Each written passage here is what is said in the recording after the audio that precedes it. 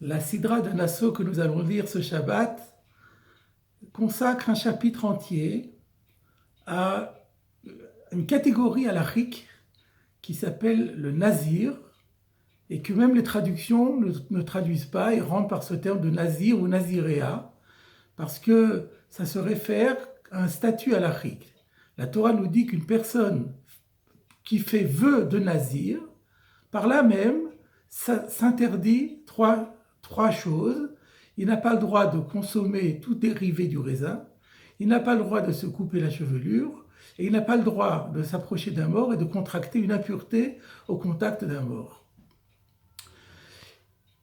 Il y a dans cette paracha 5 fois une expression qui revient, le Hazir Lachem, c'est-à-dire que le Nazir, quand il fait vœu de Naziréa, il doit le faire en l'honneur de Dieu. Qu'est-ce que ça veut dire réellement en l'honneur de Dieu ? Il semble, en tout cas d'après la Gemara et le commentaire du Midrash, qu'il faut comprendre en l'honneur de Dieu, c'est-à-dire de manière complètement désintéressée.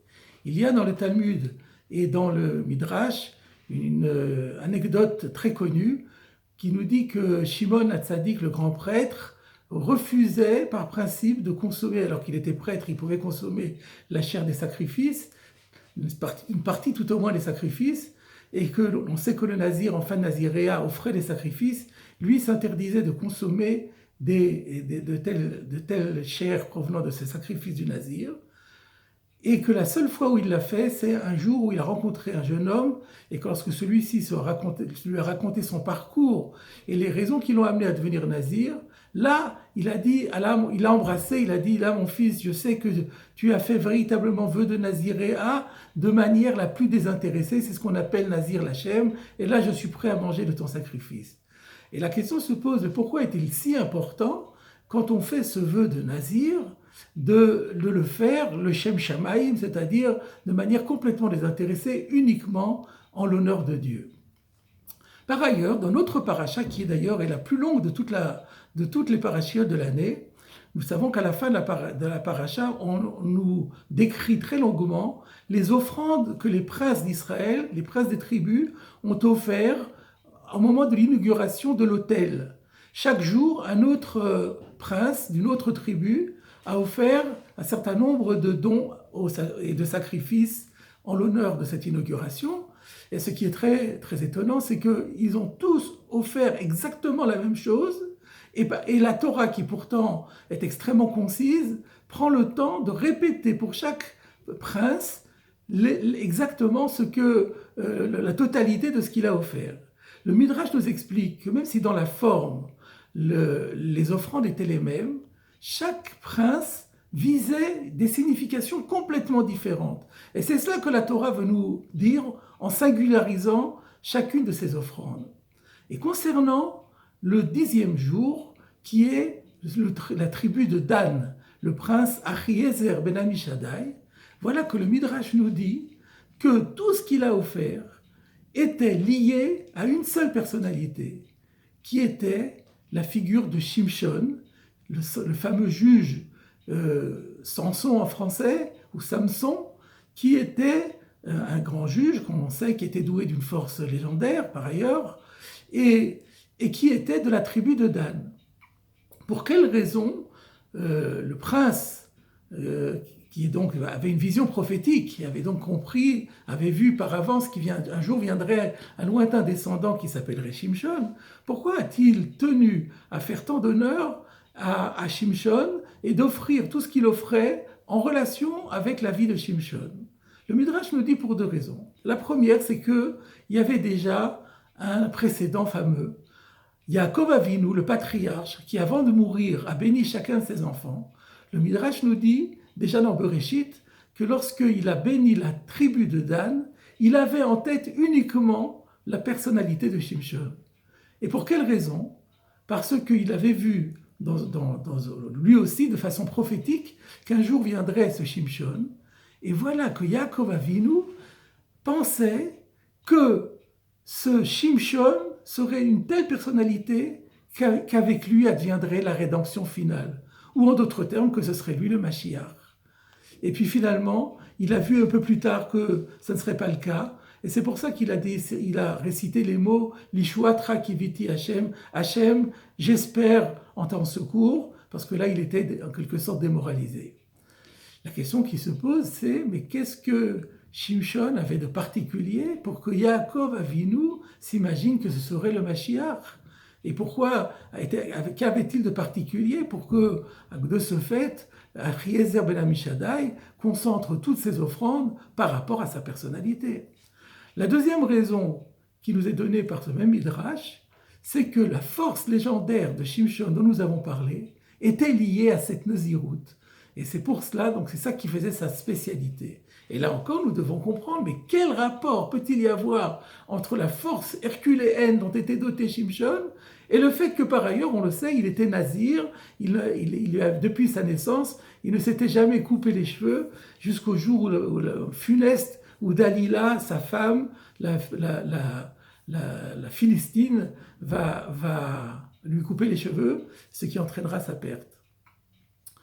Pour répondre à l'ensemble de ces questions, il y a un dernier mot sur lequel nous devons nous attarder et qui a beaucoup interpellé les commentateurs. Lorsque, au tout début de la paracha, la Torah nous dit, quand un homme fera vœu de Naziréa, elle dit « Ish ki yafli lindor neder nazir ». Que veut dire le mot yafli? Certains veulent dire, cela veut dire explicitement, quand quelqu'un prononcera de manière très explicite le vœu de Naziréa. Mais il y a deux maîtres prestigieux qui donnent exactement la même explication et qui est toute différente. Yafli vient de la racine Pélé. Pélé, c'est le prodige, le miracle. Et voilà ce qu'ils nous disent ces deux maîtres. Il s'agit de Rabbi Avraham Ibn Ezra et également de Rabbi Bechai Bachir ben Rabbi Asher, qui nous disent le nazir, en faisant vent de Naziréa, fait véritablement Dvar Pélé. Osé Dvar Pélé. Il accomplit un véritable prodige. Pour quelle raison? Parce que tous les hommes sont soumis à leur pulsion. Tous les hommes sont le fruit de leur passion, de leur désir. Et que le nazir, lui, vient surmonter toutes ces pulsions et toutes ces passions. Et ça, c'est prodigieux. Et le mot nazir, nous disent-ils, vient de la racine veyinazeru, la même racine que le mot veyinazeru, mikotche ben Israël, qui dit à propos des Kohanim impurs qui doivent se séparer des sacrifices. Cela veut dire donc se séparer, faire preuve d'une certaine ascèse, s'interdire un certain nombre de choses. Voilà ce qu'est le nazir. Et ainsi, nous découvrons quelle est la particularité du nazir. Le nazir, c'est celui qui arrive à vaincre, à surmonter ses intérêts personnels, ses tendances personnelles, ses pulsions, ce que son caractère, ce à quoi peut le pousser, un certain nombre de caractéristiques de son tempérament, mais qui sont toutes d'ordre matériel et physique. Et lui, il arrive à les surmonter, à leur imposer la volonté de l'esprit. Ceci nous permet de comprendre également, de répondre alors, d'expliquer pourquoi il y a l'azir, le Shem Hashem, pourquoi c'est tellement important de faire le vœu en l'honneur de Dieu de façon désintéressée. Parce que s'il reste de l'intérêt, si on fait feu d'Aziréa pour y gagner quelque chose, ben alors cela enlève toute l'essence même du Naziréa. Ça veut dire qu'on est toujours esclave de son équation personnelle, de ses intérêts personnels, de ses désirs, de ses passions, de ses pulsions. Et donc ça n'a plus aucune valeur. Voilà pourquoi Shimon HaTzadik refusait de manger de ses sacrifices. Il craignait toujours qu'il n'y ait pas de véritable désintéressement dans ces Nazirim, auprès des Nazirim qui lui apportaient leurs sacrifices.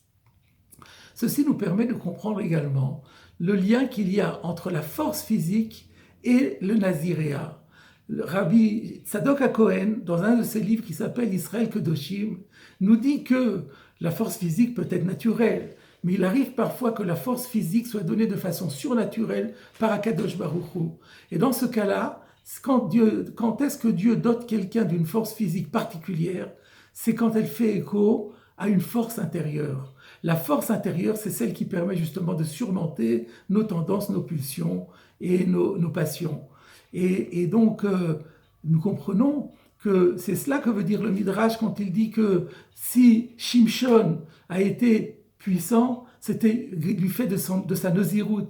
Et si sa puissance était telle, c'était que Dieu lui avait doté d'une puissance à la mesure de la force intérieure, la force morale qui était la sienne. Sa force physique faisait écho à sa force morale. Et du coup, nous comprenons pourquoi Yaakov Avinu s'est dit, mais c'est lui le Mashiach. Parce que personne, dans toutes les générations, n'a bénéficié d'un miracle pareil, d'être doté d'une puissance, d'une force physique herculéenne miraculeuse, plus que Shimshon. C'est donc que véritablement, Shimshon avait une qualité primordiale que personne n'a égalée, or c'est justement le rôle du Mashiach. Le rôle du Mashiach, c'est de surmonter la matière, de transformer la matière, de faire que la matière se soumette entièrement à la sainteté, à la spiritualité. Donc c'était la mission du Mashiach. Shimshon était fait pour être Mashiach. Malheureusement, ça n'a pas fonctionné. Et Yaakov a compris, Nishwatra Kiviti Hashem, sans l'aide de Dieu, même le plus grand des plus grands, le plus fort des plus forts, n'y arrivera pas. Voilà, mes chers amis, la leçon que nous apporte cette paracha de Nassau et ce paragraphe du Nazir. Et c'est en vérité notre mission à tous. Comme le disaient les Pirkei Avot, Ezeu Gibor, Akovesh et Yitzro, la capacité de surmonter nos désirs, nos tendances, nos pulsions,